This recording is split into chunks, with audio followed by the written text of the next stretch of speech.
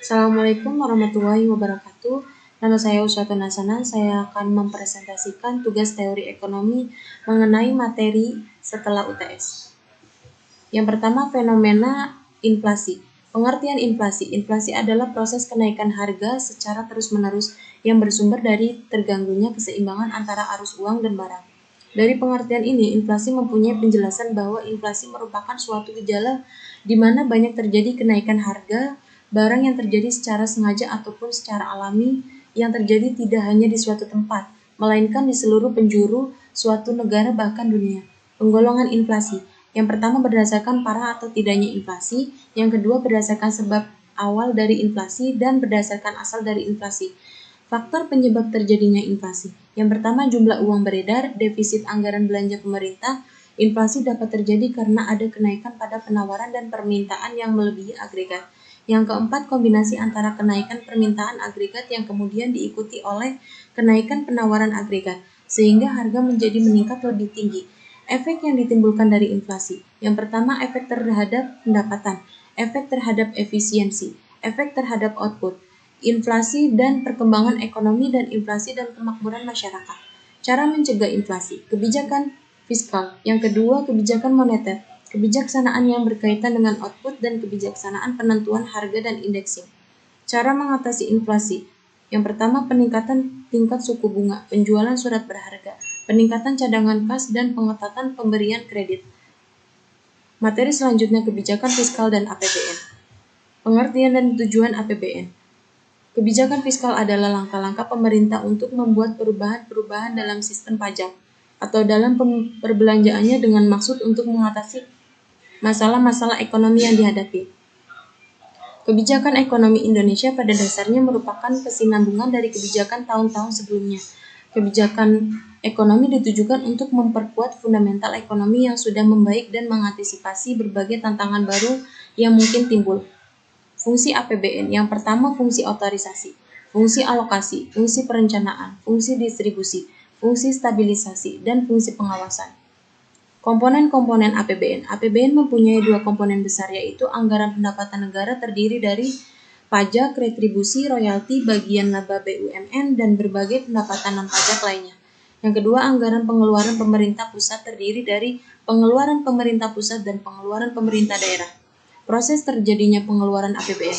Untuk mengeluarkan APBN terdapat 3 tahap yang harus dilakukan, yaitu penyusunan APBN, pelaksanaan APBN, dan pertanggungjawaban pelaksanaan APBN. Tujuan kebijakan fiskal untuk meningkatkan laju investasi, untuk mendorong investasi optimal secara sosial, untuk meningkatkan kesempatan kerja, untuk meningkatkan stabilisasi ekonomi di tengah ketidakstabilan.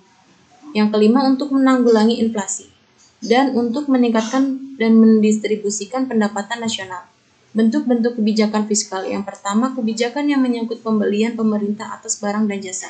Yang kedua, kebijakan yang menyangkut perpajakan, dan kebijakan yang menyangkut pembayaran transfer.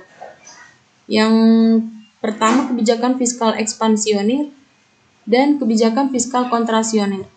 Macam-macam kebijakan fiskal.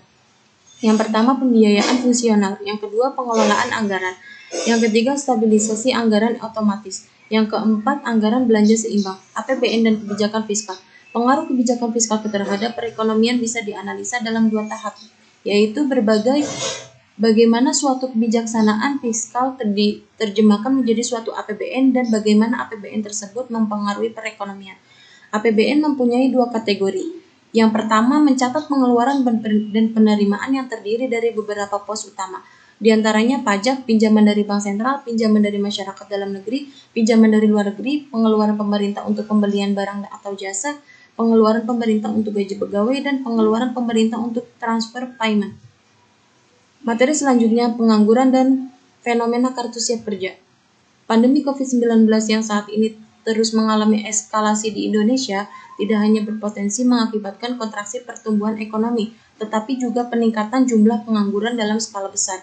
Center of Reform on Economy Indonesia memperkirakan peningkatan jumlah pengangguran terbuka pada kuartal kedua tahun ini dalam ketiga skenario. Pertama, potensi tambahan jumlah pengangguran terbuka secara nasional mencapai 4,25 juta orang dengan skenario ringan. Kedua, tambahan sebanyak 6,68 juta orang dengan skenario sedang. Yang ketiga, tambahan hingga 9,35 juta orang dengan skenario berat. Adapun hitungan pemerintah, jumlah pengangguran sepanjang tahun ini akan bertambah 2,9 juta orang dalam skenario berat dan akan bertambah hingga 5,2 juta orang dalam skenario sangat berat. Penambahan jumlah pengangguran terbuka yang signifikan bukan hanya disebabkan oleh perlambatan laju pertumbuhan ekonomi yang menurut proyeksi KOR Indonesia akan berkisar minus 2% hingga 2% pada tahun ini, melainkan juga disebabkan oleh perubahan perilaku masyarakat terkait pandemi COVID-19 dan kebijakan pembatasan sosial, baik dalam skala kecil maupun skala besar. Pemerintah akan membuka pendaftaran program Kartu Prakerja pada tahun 2020 secara online dalam waktu dekat. Program ini ditujukan untuk mengurangi dampak ekonomi dari wabah virus corona. Sekian dari presentasi saya, kurang lebihnya mohon maaf. Wabillahi taufiq wal hidayah. Wassalamualaikum warahmatullahi wabarakatuh. Terima kasih.